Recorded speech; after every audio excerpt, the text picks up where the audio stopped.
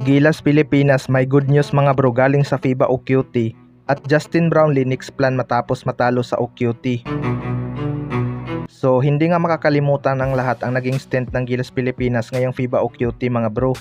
Ito na nga siguro ang pinakamagandang nangyari sa ating national team kahit umuwing bigo sa Olympics. Ay masaya pa rin ang mga Gilas fans. Hindi lang talaga pumunta ang Gilas sa Latvia para mag-represent kundi ipakita sa lahat kung gaano tayo ka-competitive pagdating sa basketball. Hindi man natin nagawang matalo ang American team na Brazil, at least muntik na nating masweep ang dalawang European team na hindi pa natin natalo in 64 years. 'Di ba? Pero mas masaya nga kung nakapasok tayo ng Olympics mga bro dahil ito talaga ang main target ni Coach Tim Cone. Pero may good news nga itong Gilas Pilipinas galing sa FIBA OQT dahil hindi nga tayo binigo ni Coach Tim Cone na maipakita ang potensyal ng Gilas Pilipinas.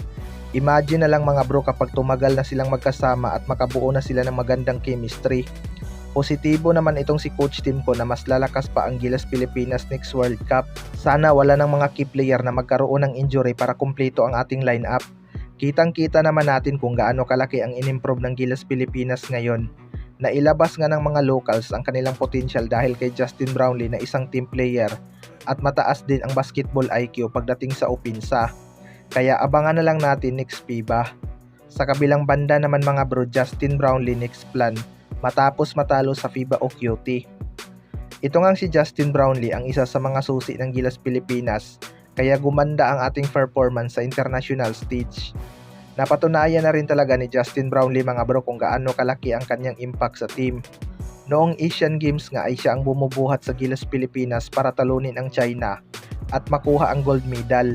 Sa FIBA OQT naman ay siya ang nanguna sa opensa ng Gilas Pilipinas at nag-a-average ng 9 assists per game.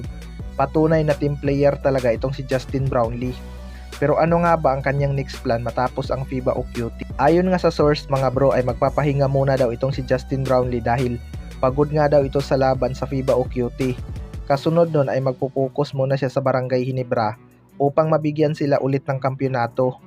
Alam naman natin na residence import ng Barangay Ginebra itong si Justin Brownlee. Kailangan niya ngang magpahinga para maging kondisyon ito ngayong Governors Cup.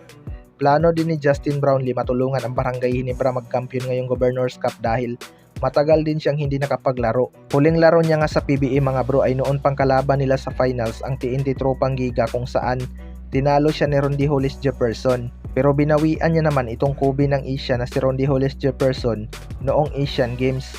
Kaya expected na mas ibang klaseng Justin Brownlee ang maglalaro sa Governors Cup. Kayo mga bro, ano masasabi niyo tungkol dito?